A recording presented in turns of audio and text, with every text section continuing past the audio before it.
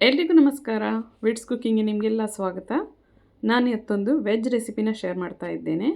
Veg Kolhapuri recipe, ಹಾಗೆಯೇ ಪರೋಟಾ ರೆಸಿಪಿನ ಕೂಡ ಶೇರ್ ಮಾಡ್ತಾ ಇದ್ದೇನೆ. ಸ್ಪೈಸಿ ಟೇಸ್ಟಿ ವೆಜ್ ಕೊಲ್ಹಾಪುರಿ ಮಾಡಲಿಕ್ಕೆ ತುಂಬ ಈಸಿ ಉಂಟು. ಬನ್ನಿ ನೋಡೋಣ ಹೇಗೆ ಮಾಡೋದಂತ. ಮೊದಲಿಗೆ ಇದಕ್ಕೆ ಎಲ್ಲ ಮಸಾಲೆನ ರೋಸ್ಟ್ ಮಾಡಿ ಇಟ್ಕೊಳ್ಳುವ. ಇದರಲ್ಲಿ ಎಲ್ಲ ಗರಂ ಮಸಾಲೆನ ತಗೊಂಡಿದ್ದೇನೆ. ಹಾಗೆಯೇ ಸ್ವಲ್ಪ ಬಿಳಿ ಎಳ್ಳು ಕೂಡ ಇದರಲ್ಲಿ ಸೇರಿಸಿದ್ದೇನೆ. ಹಾಗೆಯೇ ಇದಕ್ಕೆ ದೊಡ್ಡ ಚಮಚದಲ್ಲಿ ಕೊತ್ತಂಬರಿ ಬೀಜ, ಅರ್ಧ ಚಿಕ್ಕ ಚಮಚ ಜೀರಿಗೆ, ಇದಕ್ಕೆ ಸ್ವಲ್ಪ ಎಣ್ಣೆನ ಸೇರಿಸಿ ಇದನ್ನು ರೋಸ್ಟ್ ಮಾಡುವ.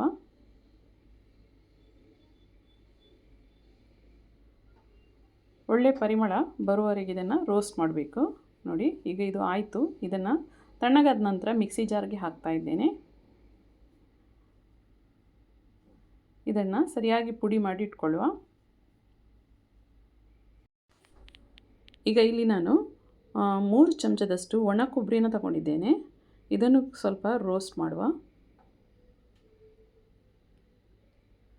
ಇದನ್ನು ಕೂಡ ಮಿಕ್ಸಿ ಜಾರ್ಗೆ ಹಾಕ್ತಾ ಇದ್ದೇನೆ.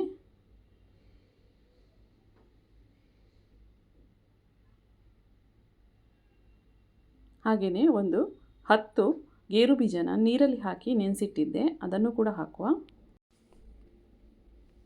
ಈಗ ಇದಕ್ಕೆ ಸ್ವಲ್ಪ ನೀರನ್ನು ಹಾಕಿ ನುಣ್ಣಗೆ ರುಬ್ಕೋಬೇಕು. ನೋಡಿ, ಇದು ರೆಡಿ ಆಯಿತು. ಈಗ ಮಿಕ್ಸಿ ಜಾರ್ಗೆ ಒಂದು 2 ಟೊಮೆಟೊನ ಕಟ್ ಮಾಡಿ ಹಾಕಿದೆ. ಹಾಗೆಯೇ 3-4 ಕಾಶ್ಮೀರಿ ಮೆಣಸನ್ನು ನಾನಿಲ್ಲಿ ಹಾಕ್ತಾ ಇದ್ದೇನೆ. ಇದನ್ನು ಕೂಡ ನೀರಲ್ಲಿ ನೆನೆಸಿಟ್ಟಿದ್ದೆ. ಇದನ್ನು ಕೂಡ ಚೆನ್ನಾಗಿ ಪೇಸ್ಟ್ ಮಾಡಿ ಇಟ್ಕೊಳ್ಬೇಕು. ಈಗ ನೋಡಿ ಏನೆಲ್ಲ ತರಕಾರಿ ತಗೊಂಡಿದ್ದೇನೆ ಅಂತ. ಕಾಲಿಫ್ಲವರ್, ಕ್ಯಾಪ್ಸಿಕಮ್, ಕ್ಯಾರೆಟ್, ಬೀನ್ಸ್, ಈರುಳ್ಳಿ, ಹಾಗೆಯೇ ವಟಾಣ. ಇದಕ್ಕೆ ಸ್ವಲ್ಪ ಎಣ್ಣೆನ ಹಾಕಿ ಇದನ್ನು ಸ್ವಲ್ಪ ಬೇಯಿಸಬೇಕು. ಸ್ವಲ್ಪ ಇದು ಸಾಫ್ಟ್ ಆದರೆ ಸಾಕು.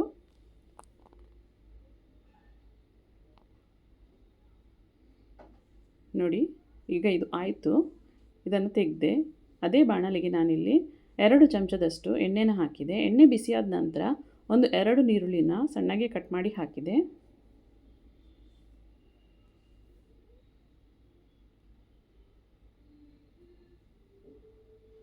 ಈರುಳ್ಳಿ ಸ್ವಲ್ಪ ಸಾಫ್ಟ್ ಆದ ನಂತರ ಒಂದು ದೊಡ್ಡ ಚಮಚದಲ್ಲಿ ಬೆಳ್ಳುಳ್ಳಿ ಶುಂಠಿ ಪೇಸ್ಟ್ನ ಹಾಕಿದೆ.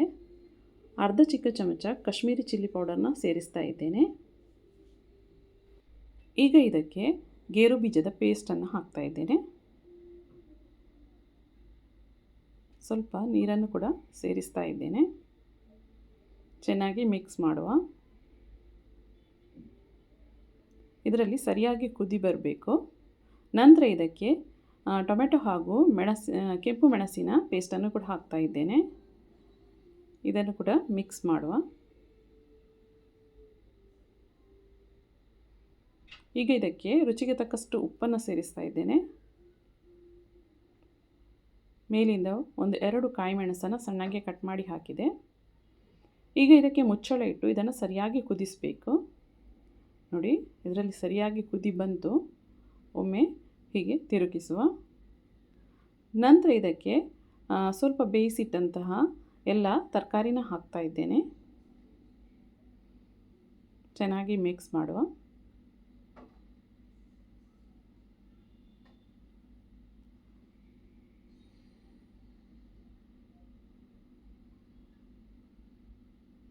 ಈಗ ಇದಕ್ಕೆ ಮುಚ್ಚಳ ಇಟ್ಟು ಇದನ್ನು ಒಂದು ಕುದಿ ಬರುವವರೆಗೆ ಇಡಬೇಕು. ನೋಡಿ, ಇದರಲ್ಲಿ ಕುದಿ ಬಂತು. ಈಗ ಇದಕ್ಕೆ ನಾನಿಲ್ಲಿ ಕಟ್ ಮಾಡಿದಂತಹ ಪನ್ನೀರನ್ನ ಹಾಕ್ತಾ ಇದ್ದೇನೆ. ಮಿಕ್ಸ್ ಮಾಡುವ. ಪುನಃ ಇದಕ್ಕೆ ಮುಚ್ಚಳ ಇಟ್ಟು ಒಂದು 1-2 ನಿಮಿಷ ಇಟ್ಟರೆ ಸಾಕು. ನೋಡಿ, ಈಗ ಇದು ಆಯಿತು. ಮೇಲಿಂದ ಸ್ವಲ್ಪ ಕೊತ್ತಂಬರಿ ಸೊಪ್ಪನ್ನು ಹಾಕ್ತಾ ಇದ್ದೇನೆ. ಮಿಕ್ಸ್ ಮಾಡುವ. ವೆಜ್ ಕೊಲ್ಹಾಪುರಿ ರೆಡಿ ಆಯಿತು. ಈಗ ನಾನಿಲ್ಲಿ ಪರೋಟಾನ ಮಾಡ್ತಾ ಇದ್ದೇನೆ. ನೋಡಿ, ಚಪಾತಿ ಹಿಟ್ಟನ್ನು ಚೆನ್ನಾಗಿ ಕಲಸಿಟ್ಟಿದ್ದೆ. ಈಗ ಇದನ್ನು ಚಪಾತಿ ಥರ ಲಟ್ಟಿಸಬೇಕು.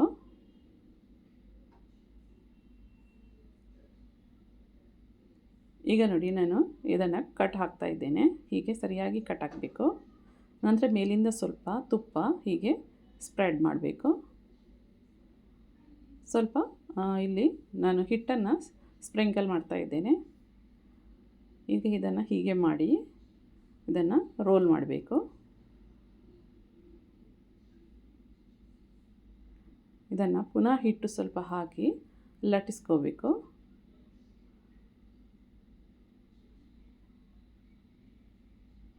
ನೋಡಿ,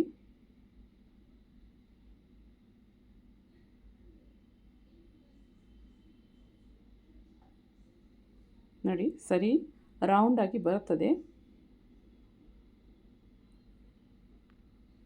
ಈಗ ಇದು ಆಯಿತು. ನಾನಿಲ್ಲಿ ತವಾ ಬಿಸಿ ಆಗಲಿಕ್ಕೆ ಇಡ್ತಾ ಇದ್ದೇನೆ. ತವಾ ಬಿಸಿ ಆದ ನಂತರ ಪರೋಟನ ಹಾಕುವ. ನೋಡಿ, ಎರಡು ಸೈಡಲ್ಲಿ ಚೆನ್ನಾಗಿ ಇದನ್ನು ಕಾಯಿಸಬೇಕು. ಈಗ ಮೇಲಿಂದ ಸ್ವಲ್ಪ ತುಪ್ಪನ ಸೇರಿಸ್ತಾ ಇದ್ದೇನೆ.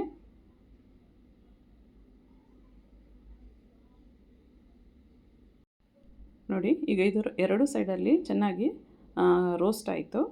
ಇದನ್ನು ತೆಗೆಯುವ. ಸ್ವಲ್ಪ ತಣ್ಣಗಾದ ನಂತರ ನೋಡಿ, ಹೀಗೆ ಕೈಯಿಂದ ಹೀಗೆ ಇದನ್ನು ಮಾಡಬೇಕು. ಇದರಿಂದ ಹೀಗೆ ಲೇಯರ್ಸ್ ಆಗಿದ್ದು ಪರೋಟ ಬರ್ತದೆ. ನೋಡಿ,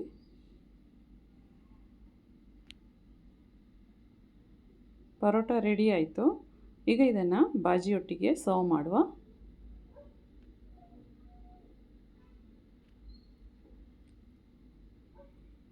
ಇದನ್ನು ಪರೋಟದೊಟ್ಟಿಗೆ ತಿನ್ನಲಿಕ್ಕೆ ಒಳ್ಳೆ ಟೇಸ್ಟಿಯಾಗಿರ್ತದೆ, ಹಾಗೆಯೇ ಹೆಲ್ದಿ ಕೂಡ ಇದು. ನೀವು ಕೂಡ ಈ ರೆಸಿಪಿನ ಟ್ರೈ ಮಾಡಿ ನೋಡಿ. ಹಾಗೆ ಇಷ್ಟ ಆದರೆ ನನ್ನ ಚಾನಲ್ನ ಲೈಕ್, ಶೇರ್ ಹಾಗೂ ಸಬ್ಸ್ಕ್ರೈಬ್ ಮಾಡಿ.